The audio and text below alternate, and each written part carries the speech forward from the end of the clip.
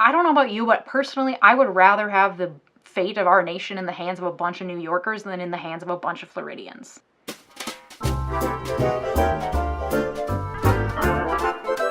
Hello, my name's Leija. I'm a real-life lawyer, and I'm on a mission to demystify the law and how it affects your everyday life. Today I want to talk about the Electoral College. Why? Because it's election season, and for some reason it feels like it might be really relevant really soon. First, as a disclaimer, I'd like to say that I'm a lawyer, but I'm not your lawyer, and nothing that I say should be construed as legal advice. You should always seek the advice of a licensed attorney if you have any legal questions. Alright, so in case you didn't know, the popular vote has been won by Democrats both in the year 2000 and in the year 2016, and yet the Republicans won the election because of the Electoral College. Seems wrong in a democracy, right? Let's dive into where the Electoral College comes from and why it even exists. Because clearly something's not really working. Or maybe it's working exactly as intended. Okay, so the Electoral College is created by the Constitution, so let's start there. Article 2 of the Constitution creates the executive branch, which is the presidential branch of the three branches of our government. And so everything in Article 2 of the Constitution has to do with the powers of the president, or how the president is elected. Section 1 sets forth the original method for electing a president, and it includes the creation of an Electoral College. I'm not going to read the entire first section of Article 2 for you because it's long and kind of hard to follow, including the fact that they use the word choose a bunch, but they spell it C-H-U-S-E, which in my head reads chus. The person having the greatest number of votes shall be the president, if such number be a majority of the whole number of electors appointed. And if there be more than one who have such majority, and have an equal number of votes, then the House of Representatives shall immediately chus by ballot one of them for president. And if no person shall have majority, then from the 5 highest on the list, the said House shall in like matter chus the president. But in chusing the president, the votes shall be taken by states. It doesn't make any sense. So Article 2 originally sets out how the president is elected, but then the election of 1800 happened. The election of 1800 included popular players like Thomas Jefferson and Aaron Burr. Please insert a shameless plug for my Hamilton reaction video. I'll link it right here in case for some reason you haven't seen it yet. What's not included in detail in Hamilton the musical is that the election of 1800 required apparently a ton of votes in the House to try to figure out who actually won the election. Once Jefferson was finally chosen the winner, they quickly passed the 12th Amendment to kind of redo this whole Electoral College and picking the president thing. Taken together, Section 1 of Article 2 and the 12th Amendment lay out the Electoral College basically as we know it today. So each state chooses their electors, and the states kind of lay out their own processes for this. The number of electors that each state gets is equal to the number of representatives that they have in Congress. Every state has 2 senators, so that's 2 electors for every state, and then each state has a certain number of representatives in the House of Representatives based on their population. So for example, in Minnesota, we have our 2 senators, and then we have 8 representatives in the House of Representatives. So in total, we have 10 electors in the Electoral College. Also, the 23rd Amendment gives the District of Columbia a certain number of electors in the Electoral College. Right now they have 3. So when you add up all of these, all of the electors from all of the states plus DC, you get a total of 538 electors. A president, in order to win, needs 270 of these electors to vote for them. Why 270? Because 269 is exactly half of 538, and you need more than 50%, a majority, to win.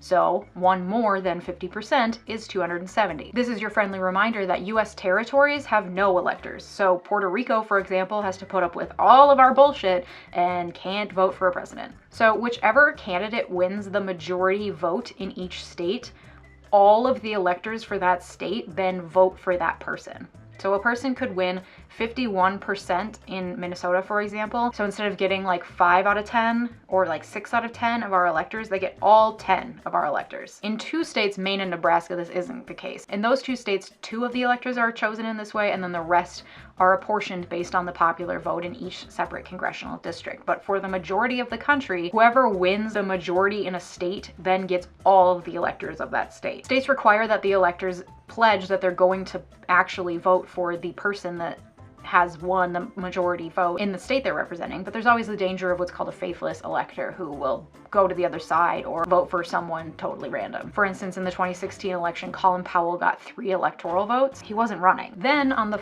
first Monday after the second Wednesday of December, all the electors make their vote and send it to the seat of the government in DC. And then in the first week of January, Congress gets together and the president of the Senate will read off those elector votes, and then January 20th, the new president is inaugurated. Now at this point, these are all formalities because our votes usually are counted rapidly enough that if you can do basic math, you can figure out who's going to get the most electoral votes to be able to become president. This year, that might be a little bit messier because we are doing so many mail-in ballots, and so the night of results are not going to be accurate, at least not as accurate as they are most other years. This is probably going to create a mess because people are going to jump to conclusions and make announcements about things, and there are going to be a lot of votes that are still left to be counted by the end of the night on November 3rd. But typically you can tell who's going to win the presidential election night of next day, unless there needs to be a recount like Florida in 2000, for example. So the electors sending their votes and the president of the Senate counting them all is just a formality at this point. So that's how it works, but why does it exist? Well, in part, as everything bad in this country, slavery. It's always slavery. The number of compromises that had to be made regarding slavery in order for our Constitution to exist kind of makes you think. So there is firsthand evidence, writing by James Madison at the time of the creation of the Constitution, of him basically saying the states with the slaves won't get as many popular votes because slaves can't vote.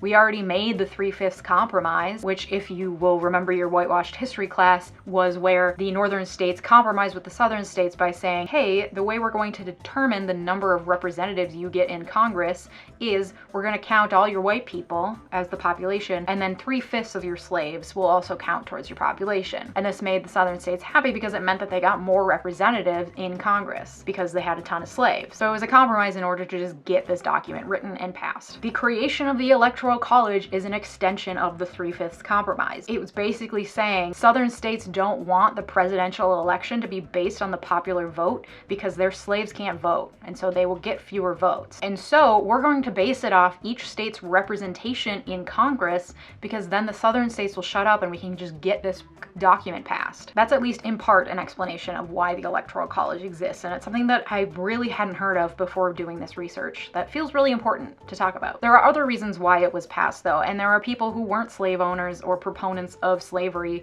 like Alexander Hamilton, who argued in favor of an electoral college. And that's what a lot of proponents of the Electoral College today point to. They say it's what our founding fathers wanted, because our founding fathers, can't go against them, as though like they weren't all just a bunch of bigoted white men in a room just like trying to write a document. Like, they were just humans who wrote words down on a piece of paper 250 years ago. And we treat this document as this sacred cow in a way that doesn't acknowledge the fact that things change. But they had some reasonable arguments behind the creation of the Electoral College. For example, Alexander Hamilton wrote in the Federalist Papers as a defense of the creation of the Electoral College that it was a way to ensure that factions couldn't form that could influence large swaths of voters, because the Electoral College requires the election to be contained within the states, because the states are electing electors and then those electors vote.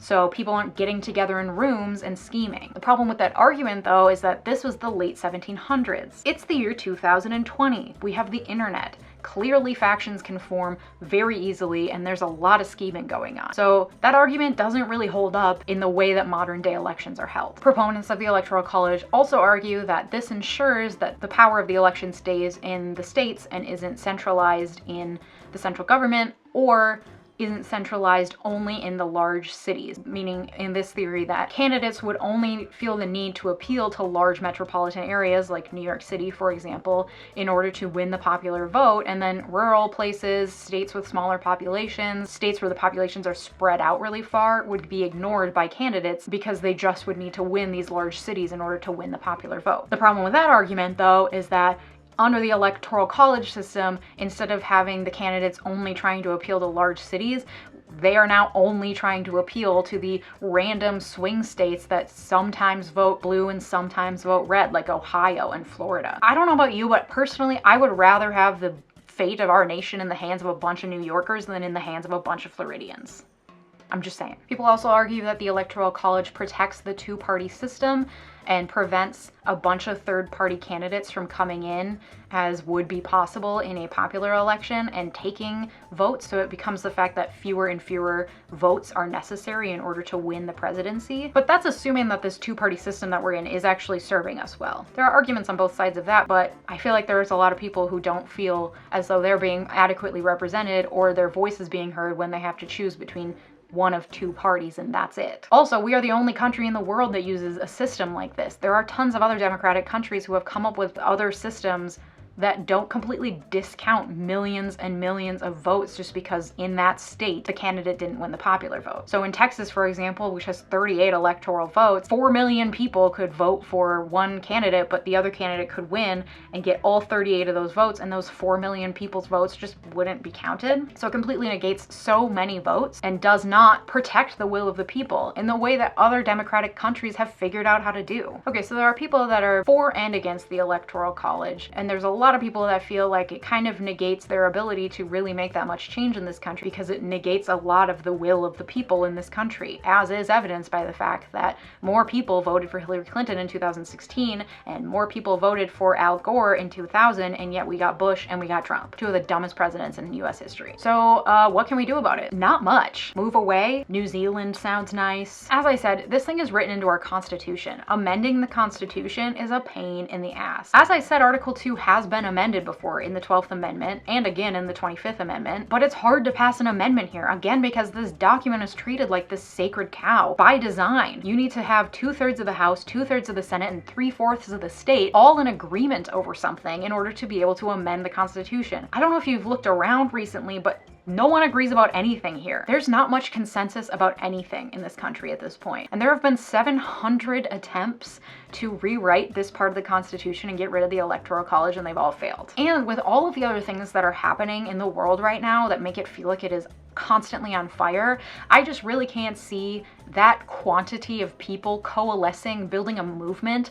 around something as boring as electoral politics. And I know that's a real downer, and I'm sorry that I don't have any answers for you here. I guess my main point in making this video was A, to educate not only you but myself about how the Electoral College works and why it was created, but also maybe to encourage you to think a little bit more critically about our Constitution and the way that we run this country. We act as if this Constitution is this infallible document that we need to revere, and obviously we need to respect it because it stood the test of time and kept this democracy functioning for so long. However, it was written by a bunch of white dudes in a room over 200 years ago. They didn't know everything. They couldn't foresee everything. They were just human beings just writing shit down, trying to figure things out. Don't forget that so much of this document was influenced by slavery in a way that we just aren't taught in our history classes in high school. I guess this is just a request to examine history, look at the ways that it's been molded by the times of when certain documents were written, and that the people who wrote these documents weren't all-knowing beings,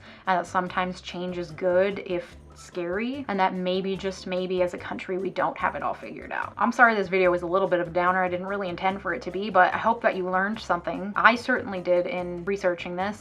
If you have any questions, please leave them in the comments below. Please remember to vote if you haven't already. This election is probably going to be really messy. I'm going to be voting in person because I just want to